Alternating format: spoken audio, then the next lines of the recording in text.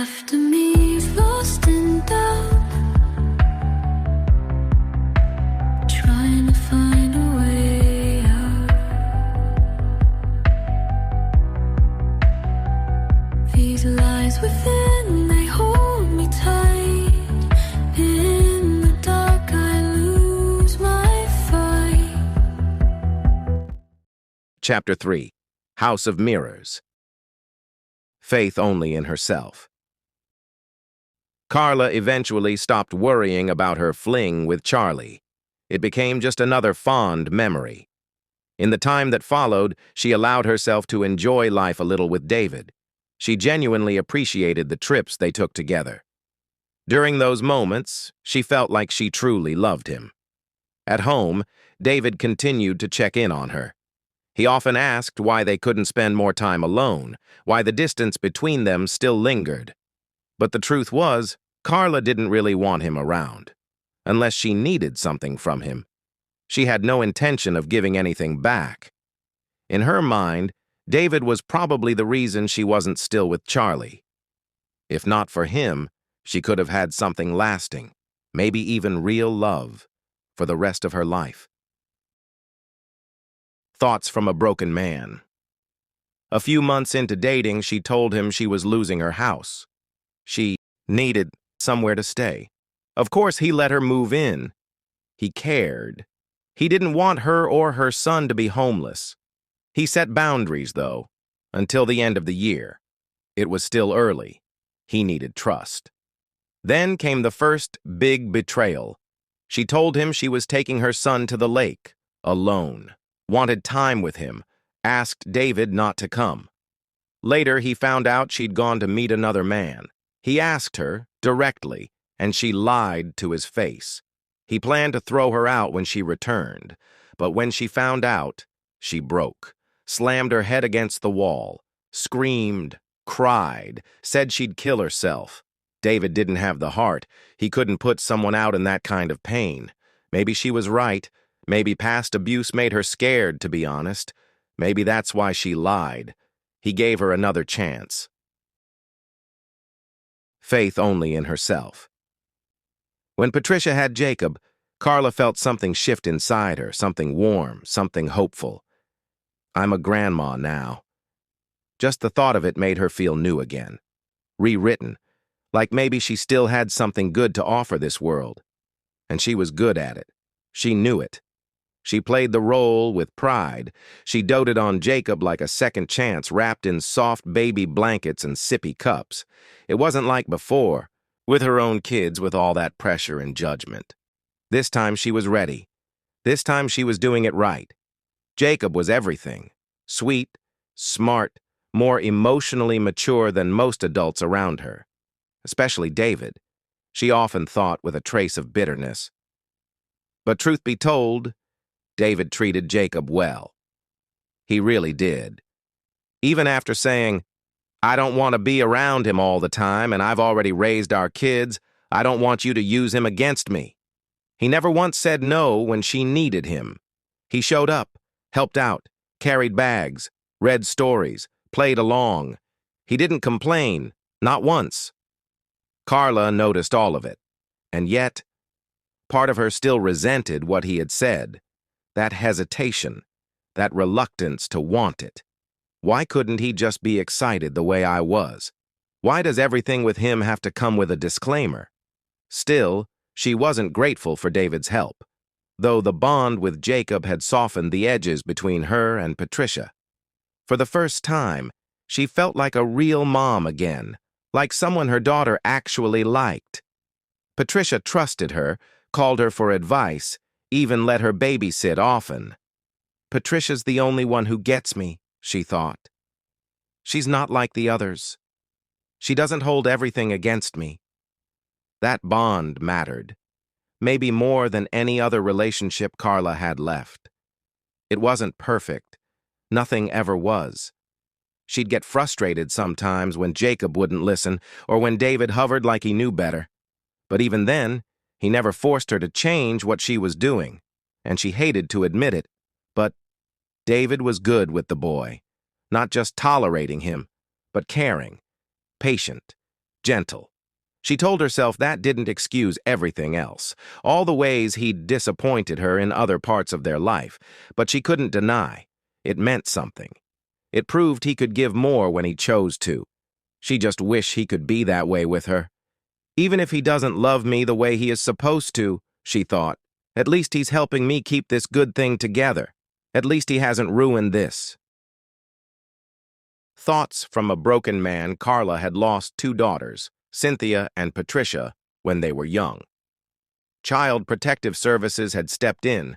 Carla insisted she had been wronged, said the system just wanted to profit off adoption, claimed she had been too clever for the therapists, said they couldn't diagnose her, though once admitted someone said she was borderline narcissist, then laughed. Narcissist just means I love myself. You gotta love yourself to love anyone else. But David had started to wonder. Maybe that was the problem. Maybe she only ever loved herself. Then there was Elizabeth, her youngest. She'd lost custody years ago to the father. She blamed her ex-husband's lying. David helped her hire a lawyer, paid for everything, made the reunion happen. After 7 years apart, Carla and her daughter were finally together again. Elizabeth lived in Wisconsin, Carla in Missouri. David played a major role in bringing them back together. But soon, Carla began controlling her, taking her phone, blaming her ex, ignoring Elizabeth unless it gave Carla attention or power. David stepped in as caregiver, reading to her, doing meditations, bonding. Elizabeth was a great kid, just a little anxious. Carla made that worse. She even talked about sex in front of Elizabeth when she was only 10. David begged her to stop. She didn't. Every time he brought it up, she flipped it. Said he was controlling. Said he was abusive. One night, Elizabeth said something David will never forget. "I hate her," David told Carla, hoping, pleading she'd change. Instead, she exploded, yelled at Elizabeth for playing games. After that, David never told Carla what her daughter said again. She couldn't be trusted with it. The final blow came the following summer.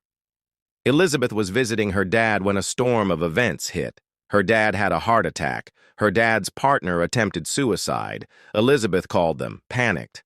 Carla and David calmed her down. But the next day, Carla packed up and went to get her, against David's warning. He said it was her dad's time. The girl needed to be with him, not rescued, not manipulated. Carla went anyway. Elizabeth saw her mother not as a savior, but as a stalker, someone who couldn't respect her space. It was the final nail. Carla talked about getting a lawyer. David refused. He withdrew money from their joint account to stop her. That was when everything finally cracked wide open. She tried therapy, but only to control the narrative. Blamed Elizabeth's dad for everything. Wouldn't let Elizabeth speak. Got thrown out of one therapist's office for dominating the session. David stopped believing Carla would ever change when it came to her kids, though he was happy to see her doing so well with Jacob. Faith only in herself. When Carla was ready, she began her hunt for new people. People who made her feel seen again, attractive, desired. She didn't want to feel invisible anymore, not like she did at home. So she started at work. At first, it was just friendly chatter, but she couldn't help herself. The compliments came fast, the laughter a little too loud. The touches on the arm lingered longer than they should have. It wasn't long before things turned flirty, then outright sexual. That's when the tension started. Some coworkers smiled through it. Most didn't. They felt uncomfortable, but no one said anything to her directly. They didn't dare. Carla had that effect. She could go from bubbly and sweet to cold and ruthless in seconds. And once you landed on her bad side, you stayed there. Sweet Carla was a facade. Everyone saw that eventually. Evil Carla was the real risk. Vindictive, petty, unrelenting. She held on to grudges like they were treasures. She never apologized, never admitted fault. If someone had a problem with her, she made it theirs. They didn't buy the stories she told about David either. She tried to paint him like the villain, controlling, neglectful, cold. But after a few weeks of working with her, most people came to the same conclusion. He's probably just reacting to her. Some even said, poor guy, she must be exhausting to live with. Outside of work, Carla was even bolder. Every time she made a new friend, usually someone male, usually someone who smiled at her a little too long, she'd test the waters, push the boundaries. She'd send a flirtatious text, a suggestive message. Then once she was comfortable enough, she'd send something explicit. Never with her face in the photo, of course. That would make it real. That would make it cheating. But it wasn't cheating. Not in her mind. David doesn't touch me like he used to. He doesn't look at me like these men do. These men didn't demand anything, didn't expect emotions. They just fed her what she needed, attention, admiration, proof that she was still desirable. And it felt good. It felt like control. Every photo she sent, every message that made her heart race, felt like a slap in David's face. And she loved it. She wanted him to hurt, to suffer, to feel unwanted the way she had claimed to feel for years. In her mind, it was justice. If he hadn't been so possessive, so weak, I'd be with Charlie right now, she told herself over and over. Charlie was the better man. David just got lucky first. She convinced herself it was all his fault, that none of this would have happened if he had just made her feel wanted, that these other men were giving her what he wouldn't or couldn't. And as long as she never confessed, never showed her face, never crossed the final line, then it wasn't really betrayal. It was freedom. It was punishment. It was hers. Thoughts of a broken man.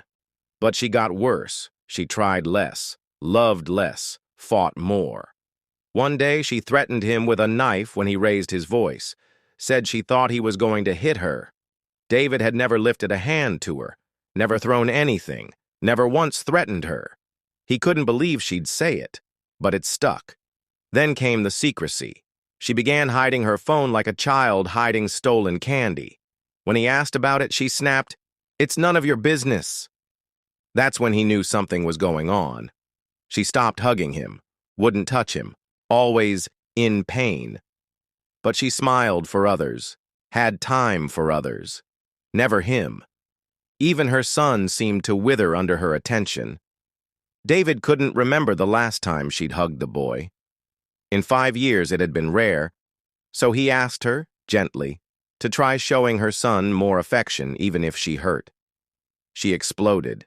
Said he was disrespectful, said he didn't understand how hard she worked. She hurt too much to be touched even by her son. He just wanted her to try, for once. He became obsessed, needed to know the truth, started watching more closely. He knew he was breaking the bonds of trust going through her phone. It didn't matter anymore. He found the Snapchat app, found messages. One made him scream, a sound of pain so raw it echoed through the walls. "Carla!" The desperation evident in his voice. Anyone else hearing it would have cried. She had sent another man messages about how his flat stomach turned her on, said she wanted him more because of it. When Carla found out David had looked through her phone, she went ballistic. Blamed him, said he drove her to other men, said if he hadn't paid so much attention to her daughter, she wouldn't have needed emotional validation elsewhere. Then she backpedaled, claimed she was only referencing a hug, that the compliment wasn't sexual, just envy. David wanted to believe her. But years later, people who had been close to his family told him she had been very intimate with a co-worker back then. She called them liars, but David couldn't think of a reason they'd make something like that up.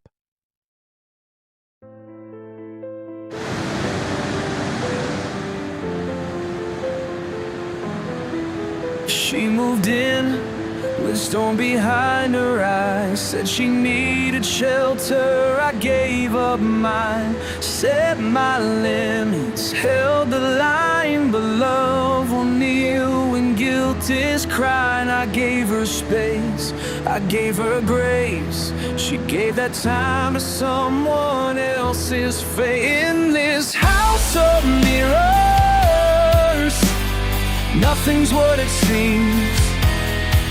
I kept chasing love through someone else's dreams. She smiled for strangers, froze me out at home. I shared my heart, but I still felt alone. I watched her light up for everyone but me, held her son like he was family. She said she'd try, said she would heal, but all I got was cold and steel. I begged for truth, she gave me blame, then asked me why I wasn't the same. In this house of mirrors, I saw what she concealed. Flashes of a woman who never tried to feel. Every